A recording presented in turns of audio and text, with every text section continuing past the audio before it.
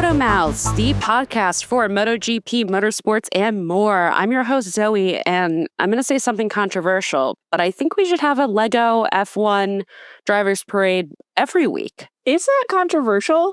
I'm also Zoe, and I thought it was the most fun I've ever had watching a drivers parade. It's completely uncontroversial in every single way. A cold take. It was the most freezing cold take of all time. You know what, though? Not to get super sad at the very beginning of the podcast, but Daniel Ricciardo would have really loved that. Daniel Ricciardo would have destroyed whatever Lego car he was in. I mean that in the most positive way possible. That would have been so much fun. You would have been able to hear his laugh from Orlando. Yeah. Anyways, let's all jump off a bridge together. Man. We'll get into the Miami of it all in a minute. But first off, not to talk about Jorge Martin for 2 minutes at the top of the pod, every pod, but Zoe has an update. This is a little bit less about Jorge Martin. It's more Jorge Martin related. So I think it counts. But MotoGP has released some updates to their rule book. And the biggest one is one we've talked about before, which is allowing injured riders to, have their own kind of back to school session to figure out whether or not they're, ready enough to come back to the full season. Some of the teams were like, love this rule, love this idea, let's put it into place next year. I think largely because, the principle of maybe we shouldn't put rules into place that benefit the reigning world champion. But after Jorge Martin's series of horrific crashes that broke, I would say maybe a fourth or fifth of his body.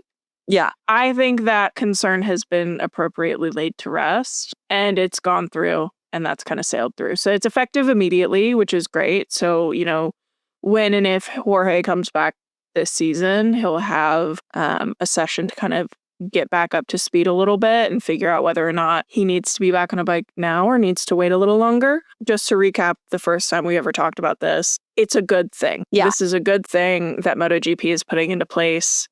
I still stand by my perspective that we shouldn't be changing rules to potentially benefit, people who in this moment could benefit from it. But no, there's no way anyone can really benefit from it in this moment that actually makes a huge difference. This, I think, is ultimately now just the right choice. If it's going to happen now, it should just happen now. Right. That's the big update. So to be specific, riders who have missed more than 3 successive race weekends are allowed 1 day of testing. All right. Fair enough. Fair enough.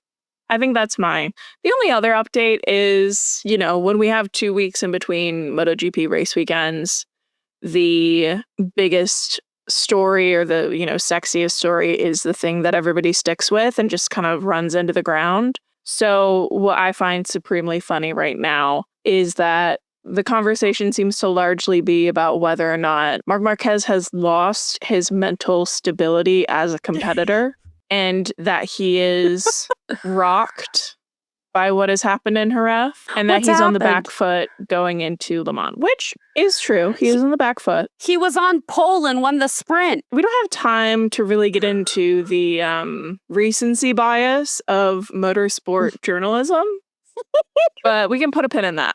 Come back to it another time. He's mentally unwell. He should talk to our good friend Lando Norris. I really think they would have something in common, I think they would connect. Noted Valentino Rossi fanboy Lando Norris, please hit up Marc Marquez. Yeah, I think they would have some things to talk about. Good thing that we're coming up on the French Grand Prix where he placed second last year. That was a great race. If you look back, I was watching some of the highlights from it the other day, and I think Le Mans was right around the time that he was securing a ton of P2s. This was Marc's Mr. P2 era of 2024. Le Mans was such a fun weekend to be a Marc fan. So he's obviously going into a weekend where he's shattered, has no hope, can't drive at this track. Last year's winner is going to put him a fight. He's going to show up hair a mess, looks unsightly, trying to dress like Keira Knightley. We've been there. We've done that. We see right through your funky hat. Right. He's going to be the ant in Bug's Life with his little bindle stick, looking sad and dejected. Those were 2 pop culture references that I don't think should ever have been next to each other. They're both Disney. Yeah, but I feel like they're pretty different. Bug's Yeah. Life is all about like oppression and like the power of collective action. And Sweet Life of Zack and Cody is like, whoa. Hold the fuck up. That is Wizards of Waverly Place. oh, you're right. Wow. Also, still not that. They were bugs, Zoe. they were ants, to be specific. Yes, so let's go to France. Yeah, let's go to France. Now, do they also go for 24 hours? No, they don't. I think that anytime somebody races at Le Mans, it has to be for 24 hours. Do you really want to sit on a bike for 24 hours? No. Well, I don't. I'm not a motorcycle racer. I don't want to watch someone sit on a bike for 24 hours. This is true. I took a quick glance at what happened last year. Jorge Martin won the sprint He sure and the did. race. So clearly that'll happen again this year. Yeah, definitely. And also last year, a good weekend for Maverick Vinales, our consistency king. Yeah, so here's the thing. Like, Maverick was good there last year. Maverick's on what has now been like a 2-weekend consecutive solid showing. 3-weekend. So, like, not to, jump the gun or anything, but I think he's in. I've got him on podium for my predictions. Shall we make our predictions? We shall. Would you like to go first since you've already started? I would love to. I'm going to go with a Mark P1 because I am manifesting and I do believe that it's possible.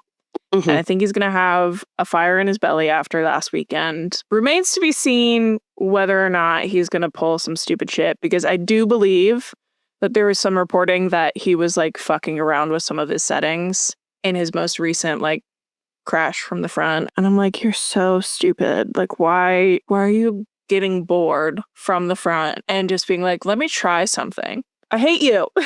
Listen to a podcast. Listen to our podcast. Maybe this is why MotoGP wants to put radios in their helmets because they're like, we cannot keep having you crash because you're bored. Like, we can't do it. I think it happens a good amount.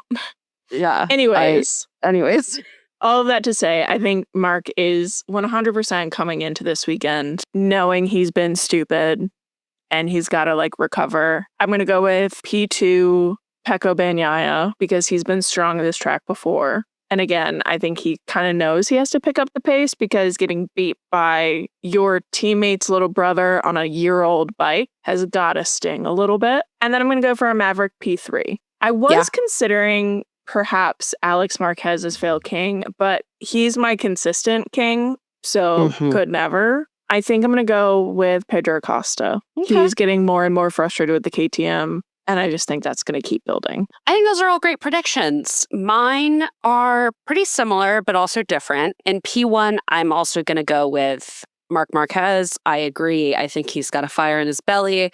And I mean, he fucks up one weekend, he does well the next. It's an ongoing pattern. In P2, I am going to go for Alex Marquez, our consistency king. And then in P3, I'm going to go with my Frenchman, Fabio Quartararo. Okay, so I was thinking about this. The Yamaha this year doesn't love straights.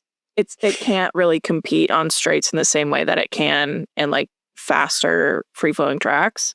So I was like, Right. I think he's going to be up there. I could see him somewhere in like the top 6 or 7. Here's where you're making a mistake, is that you think I'm making these based on any sort of fact or information or statistic and not just pure vibes. Okay, that is my mistake. Got it. Like, this is all just vibes. Shout out to the person who commented on our TikTok and said, looks like Zoe's got a better chance at predictions this week. And I was like, that's the case every week. Thank you. That is so kind. So sweet of you to say. That's so kind of you, random TikTok user commenter. Thank you. Yeah, so these are just vibes based. My fail king, I'm going to go with Pecco. Why not? Let's go with Pecco. Why not? Keep things interesting. Those are our predictions for Le Mans. Let's see how it goes. So excited to have MotoGP back. We will be sat and seated and eating baguettes. I probably won't be eating baguettes, but I probably will be eating. Brie? Yeah, I'll eat some brie. Why not? Little brie action. White people love cheese, so White people love cheese. And brie is up there for me in terms of cheese. it is Johan Zarco and Fabio Quartararo's home race. So that'll be very Oh, fun. I forgot about Johan Zarco. Everyone does. Why don't they have French names? I don't know. All right. Europe is a small place. Yeah, that's true. Speaking of small places in Europe, to turn our eyes to a associate of France, Monaco, for all of the predictions we have gotten wrong this year. Our two main predictions, one, that Max Verstappen would have the little baby girl and that she would come before Miami, were both correct. And if nothing else about 2025, I want to remember that. The most important predictions were correct. Yeah. Welcome to the world, little Lily. Welcome to the world, Lily. What is it? PK Verstappen? Verstappen PK? I think it's Verstappen PK. Feels right. Also, I didn't know this, but apparently Penelope, which is Kelly's daughter, I didn't know this either. is also a type of flower. I didn't know this, and that made me love, I love the name Lily, and I love the name Penelope, I always have, but I loved those two together so much more because they're like thematic, but not. They're thematic if you want. Exactly. And you know what's also thematic? Lily's is also a club in Monaco. Yep. So not only is new little baby Lily thematic with her sister, but also with her dad's two cats. Yep. That was very exciting. He looked so happy all weekend. He looked so happy. Like, they both looked so happy in the photos they posted. Listen, I feel like we really don't like to talk about drivers and riders' personal lives in a really intense way because that's personal and private, and also Agreed. Not our shtick. It's not part of the sport we enjoy, and that's fine. But we would be not being honest with you guys if we didn't talk about how just like pleased we are for them and how happy they look and how incredibly lovely kind of everybody has been about it, which is really nice to see because Max is like always the villain of the sport. And it's been really nice to see everyone just kind of be very excited for him. I love how they called her Sweet Lily. Sweet Lily. Yeah. The best response to it was Fernando Alonso saying that he will see her racing in 18 years' time. Well, I mean, my rookie of the year, Fernando Alonso, will be around that long. I will say this, last thing about before we swing over into the great wide world of motorsport. Thank you, V-Carb, for utilizing your Miami livery as a gender reveal. I didn't even think about that. It was all planned. It was all planned from the beginning. Max Verstappen is a mastermind, so I don't doubt it. Okay, this is not going in the podcast, but I hated all weekend thinking about how back during the Vegas promo, I think when it was still AlphaTauri, Daniel was like, oh, I'm going to draw a pink F1 car for my niece Isabella because she loves a pink F1 car and would love to see one. And then he could have been driving one. That's horrific. Thank you. Shouldn't have said that. I know. Sorry about that. Anyways, so yes, the vibes in Miami immediately were bizarre.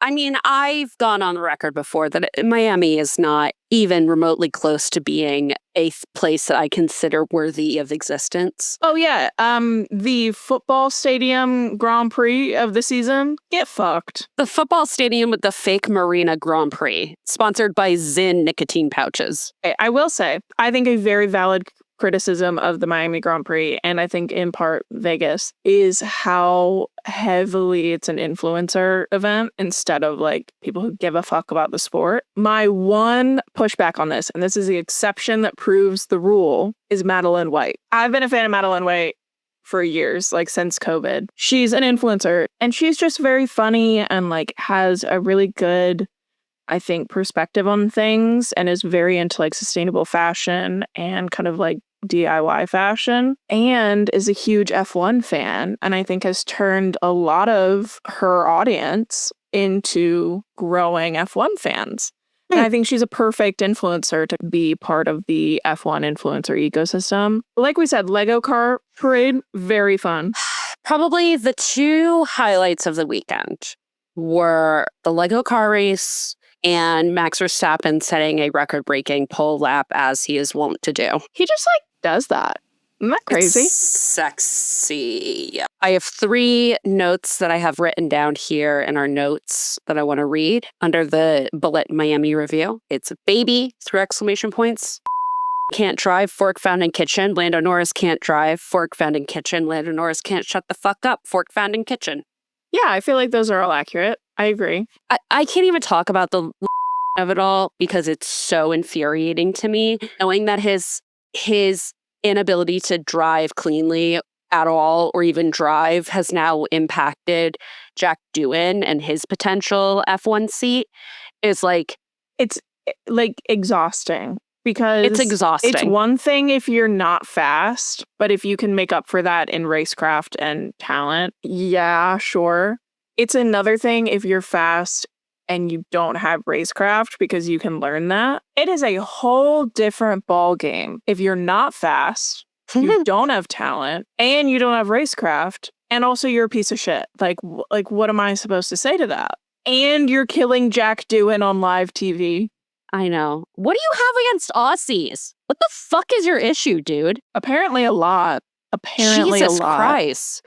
Some sort of complex here, clearly. I think the of it all is yet another example of Red Bull's inability to understand the problem that they have found themselves in. Yeah. I've said it before. At this point, I truly believe that they are waiting, hoping, praying on Arvid Lindblad. Oh, yeah. They have to be. And speaking of people with no racecraft, how does it take a person that many laps to overtake a wildly worse car? You had to ask your engineers how Oscar Piastri got the overtake done. I didn't see that part. You didn't see. He asked them how Oscar overtook Max, and that's the exact way he got it too. Like what corner, what lap. That is so embarrassing. And then you have the audacity to spend the rest of the weekend after you were 30 seconds ahead in your illegal fucking car saying Max can't race clean. Zach Brown saying that McLaren's the underdog. They didn't have the best car that weekend. What? There's a lot to go through with that. Here's my thing about the pieces you brought up about Miami. I think Oscar did a great job. I think Oscar did a really solid job. I think Lando did what he needed to do. And what I find so fun and kind of goofy about Miami is that Lando and Oscar's success is being measured directly against how long it took them to get past Max in a car that could put 30 seconds on top of the rest of the grid. And then you have Lando at the end of Sunday saying Max can't race clean. Famously, Max is one of the only people who's read the rule book as much as he has, which also was very interesting because the move that Max made out of turn 1 is exactly what Oscar Piastri did to him in Jeddah, and Oscar wasn't penalized for it. It's hard racing. It's not dirty racing. So I'm just like very confused, Lando Norris, about how Max never races clean and yet your teammate is doing the exact same maneuvers and the stewards are like, yeah, all of that's fine. I also think the charade that McLaren is putting on about, oh, we don't have a fast car. 2 things I have to say about that. 1, categorically false. And at this point, it does you more harm as a team and as a brand to keep leaning into that when everybody knows that it's not true. And 2, what is the vibe at the factory like? Because if I were putting in so much work back at the factory in Woking and I was getting 0 recognition for it, enough that my employers are saying, you know, it's actually not even working, the way I would immediately take 2 weeks of paid vacation. Are they just doing this because it's illegal and they're trying to throw them off the scent? Because it's not working. Truly, like, I don't even know. I'm not getting into the whole illegality of it all, but it's like whoever cooked up this weird strategy to be like, we're not that fast, which I guarantee you someone in that office was like, well, if we do this, like, we're going to humiliate everyone else because they're not that fast either. And like, we're not even really trying. Like, you can't sandbag while you're in the middle of the season. That's not how that works. You can't sandbag when you're 30 seconds ahead of P3. Right. I genuinely don't understand it. And I feel like Oscar is the only one who, for some reason, is not playing along. Well, because he doesn't need to play along. Here's my thing, is that the McLaren is taking a leaf out of fucking Lando Norris's book about talking constantly about how he's a shitty driver, blah, blah, blah, blah, blah. Everyone should feel sorry for him, blah, blah, blah, blah, blah. It's like, okay, and you were just passed in race wins by the man who has 4 less seasons than you in Formula One. Yeah. He passed you in race wins in less time than it took you to get your first race win.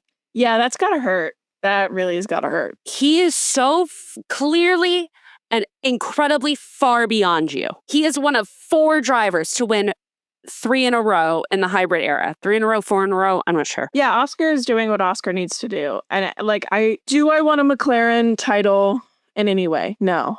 Am I still pleased with Oscar doing what he needs to do? To embarrass Lando Norris? No, but more in the sense of my biggest issue with Oscar this season has been that, and last season, is that I don't think he's stood up for himself in any way. I will say the last couple of weeks, I feel very differently about it. I feel like he is someone who knows what he is capable of, knows what he is capable of delivering, and is doing that. That is all I've ever wanted from him. And it is, in contrast, making McLaren look very stupid. I'm just over it. I hope you enjoy being the second driver, Lando Norris, because you are. We must make peace with that. In this, the month of mental health. How dare he not be allowed his special win? Well, you know what? His lucky charm wasn't there. Yeah. His lucky charm was not there. Do you think was also disappointed that his lucky charm was not there? Yes, I think he was disappointed. Woof. Woof. So shall we revisit our predictions? Yes. You want to hit me with them? Yeah. So your prediction for Miami, you had Lando P1, Max P2, Get fucked. And Woof. Yuki P3. Also bad. You did have Fernando Alonso as your fail king, which I think kind of worked. He did a little spin in the race Yeah. and came second to last. Yeah. I think overall, Aston Martin didn't have a great weekend. I wouldn't call him the fail king of the weekend. I think that was probably Ollie Behrman. He just did not have a weekend at all. Yeah. He really just didn't have a weekend. So what about Yuki? Isaac Hadjar, my beautiful baby boy capybara, was only a 10th off taking P10 from him. So I think the big thing I saw that stuck with me is Yuki's average deficit to Max is now bigger than average deficit to Max. This is what we crucified Daniel Ricciardo for? No, literally. Okay. I can't. At least if we had Daniel in the car, we'd have a hot old man flopping. Exactly. And enjoying it. And laughing at his Lego race in his pink car. And Yuki could go gently into that good night of Aston Martin. Come on. Anyways. What about your predictions? Now that I'm depressed. My predictions were a Max P1, an Oscar P2, and a George P3. And while... Good job there. Good job. I did get the George P3. Oscar, I think I was close. I'm pleased with those. And my fail king prediction was Esteban Ocon. And I think something in the universe was vibrating. And I think I got close to Ollie Behrman. And I went for Esteban. But your reverse curse continues to work. It is kind of crazy, right? That it keeps working. It is. It keeps working. Can you pick Max for fail king? Sometimes I want to, because I'm like... But you don't want to jinx it, is the thing. Right. I don't want to... Because I wonder sometimes, is the fail king, does it really only work for someone who, needs it? Really? Yeah. You know? Oh, my other favorite thing was that they suddenly had to come up with thunderstorm protocol. In Miami. Which 1, you should have had that already. But 2, you didn't think to consider thunderstorms in Miami? It was so funny listening to the British commentators be like, yeah, we've been talking to the locals. And they say when the rain does come, it comes down really hard and fast. And doesn't stay for long. And it's yes, welcome to humidity. You guys have been to Brazil. This is not an uncommon weather system. Why are we suddenly learning how tropical climates work? You've been to Singapore. I don't understand. Whatever. Just kind of crazy. Should we maybe kind of transition and a fun little segue to discuss the Met Gala event happening right this moment and Lewis Hamilton? I would love to. Lewis Hamilton looks so fucking good. I think that this year, he's a beautiful man. It must be said. I've never been a huge fan of his Met Gala looks. I've always wanted him to go further, and I think he's never quite pushed it far enough.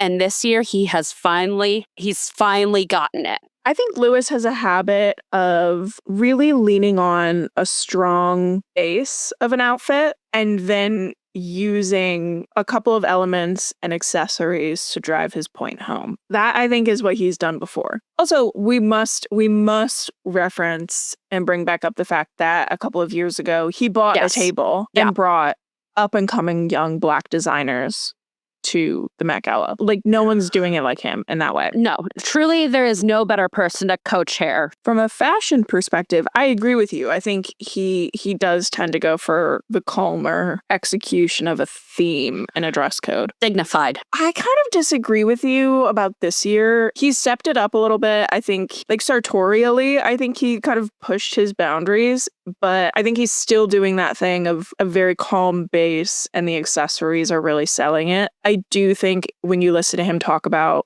the point and like the connections his look tonight is making back to Black culture and Black history, I think, again, those details really make it sing. But from like a fashion moment, avant-garde moment, I wish he had gone a little bit more. Yes. And I think that his Met Gala look must exist in the context of the other co-chairs' Met Gala looks. Like, you look at him next to Coleman Domingo, and you understand why he didn't go Coleman Domingo's direction, right? He selected his lane of this theme, and I think he excelled in it. I gotta disagree with you. I think that it is the art of tailoring, right? This is That's not really the dress code. But it's Black dandyism, and the dandyism is so clearly tied to fine, super fine tailoring, super clean lines. Yeah, and totally agree. I think we just have different tastes in this sense, but the dress code is not fine tailoring, copy Black dandyism. The dress code is tailored to you about like boldness, about personal creative storytelling. And a lot of guests have drawn that very distinct influence from the very strong tailoring of the Black dandyism kind of vibe. Yeah. So it's not like wrong in that sense. I guess what I'm trying to say is I think Lewis did a great job this year of building his co-chair look to reflect who he is and stepping it up a little bit. I wish he'd stepped it up more. Sure. I'll agree with that. A white suit is beautiful and lovely, but it's still a white suit with really great notes. Rihanna's pregnant? She is, with her third. Whoa. And it's been really interesting how many people, when talking about the inspiration of their looks, are talking very explicitly around the Blackness of the theme and of the exhibit. So that's been crazy to watch. I mean, I'm not surprised in the slightest. I was watching a series of TikTok videos talking about like the planning of this event and the execution of it. And there were a lot of different ways that they incorporated like Black scholars, Black artists of all different kind of mediums. Just like very, very cool way that it came together, I think. Love Doechie's look. Doechie's look was so cool. I do want to say something that is making me really happy is seeing all of the people referencing Andre Leon Talley. That's going to make me cry. I think that like this night is for him. There are so many people, like I just saw that Anne Hathaway said that her look was for Andre, and he personally was one of the ways that I got into fashion. I was just so inspired by him, his vocabulary as a writer, his upbringing as a queer Black man from the South. Just a really incredible man. His presence is really missed tonight, but I know he's like really there in spirit, which is making me really happy. I feel like you can't talk about Black American fashion without having him be very, very close to the forefront of your mind. I know that, and I'm not even like a fashion person. Yeah. And Virgil Abloh is, I think, also very top of mind. Yeah. Present for a lot of people tonight, which is nice. The one thing that is like kind of motorsport related also about the Met Gala is one of the leads from the F1 movie that Lewis is producing with He Who Must Not Be Named was on the carpet, and Zamzin Idris, who is a very beautiful person and beautiful, love him so much, wishing him all the best. However, he did show up in a white jumpsuit that looked exactly like the race suits that they wear in the F1 movie. It had like the brand of the fake team. Apex Racing. He had fully bedazzled the helmet, and I was wearing that, and had the gloves, the boot, like whatever. And I saw him, because the Met Gala, their live stream does that thing where they like pan over and they look at the line of all the celebrities waiting to enter, like the common plebeians they really are. And I saw him standing there like a sim, and I was like, you gotta fucking be kidding me. You gotta be kidding me. So he walks out onto the carpet, and he kind of stands there like a starfish, and two people come over and they tear away the jumpsuit, and he has his actual fit on under it. Girl, camp was a few years ago. Exactly. It was looking camp in the eye, and not in a good way. It was bad. It was bad. And then he carried the bedazzled helmet around like a little bag, which was actually kind of funny in camp. But again, years ago. His actual fit under it looked great. And I'm like, why did you... You know what that series of events was equivalent to? The Oscar Mayer Wienermobile. Period? Yeah. Why are you bringing the Oscar Mayer Wienermobile? Yeah. To the Met Gala. To the Met Gala. And I know Lewis thought it was so funny. He was giggling and tee-heeing. Tee-hee-heeing. I'm not there because it is pissing buckets outside. I was wondering about that because the tent looked very... It has been pissing rivers all day. And it's going to keep pissing rivers all day tomorrow. That is your Met Gala coverage. And speaking of the Met Gala, let's turn to the grid as ... which for the uninitiated is a moment in our podcast where we like to categorize a handful of riders and drivers from across the great wide world of motorsport as a person, place, thing, concept, idea, being. And this year we were going to do past Met Gala themes. Zoe and I both pull up the Met Gala Wikipedia page. I did pick one F1 guy. That's okay, you can do it. I will be discussing Marc Marquez and Oscar Piastri. Marc Marquez is fashion in an age of technology because he's a cyborg. Yes. With lots of pins in his body. Yes. Yes. Yes, yes, yes. And he's co-chaired by Taylor Swift. Every song on Reputation is about Marc Marquez. Sorry, I'll say it. And I'll say it again. Correct. I did pick one F1 driver for this one for me because it just made so much sense.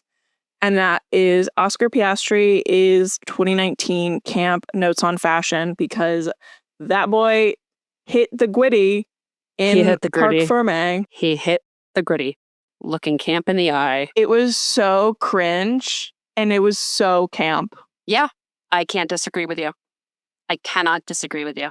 For me, I'm wearing my new Aston Martin Rolling Stones hat, so I'm going to go with the two Aston Martin boys. Firstly, Lance Stroll is Dangerous Liaisons, fashion and furniture in the 18th century. 1, because his number is 18. 2, his father was a co-chair. I didn't know that. That's so fun. Yeah, I think he's been co-chair a couple times, but that's the one that jumped out to me. He is a man who has made his money in fashion. Good for you, Lawrence. And then my second one is Fernando Alonso. And Fernando Alonso is the second ever Met Gala, which the theme was the 10s, the 20s, and 30s. Inventive clothes from 1909 to 1939 because he's old. Yeah, I think that makes sense. And that's when he was born, 1909. 100%. No notes. No notes. We're right again. So I think that brings us to the end of the pod. Next week, we will go over the events of Le Mans, and we'll still be off for F1, I think. So we'll be doing our Emilia-Romagna Grand Prix predictions. Right. So we will see you then. Make sure to come hang out with us on Instagram, TikTok, Threads, YouTube. We are all of those places. And then make sure to rate, comment, subscribe, follow, all those mechanisms on our lovely little podcast. We are having a great time. And yeah, come hang out. It's a good... Wow, I can't. I don't know what I was going to say. Anyways, let's keep chatting soon. Okay, bye. Bye.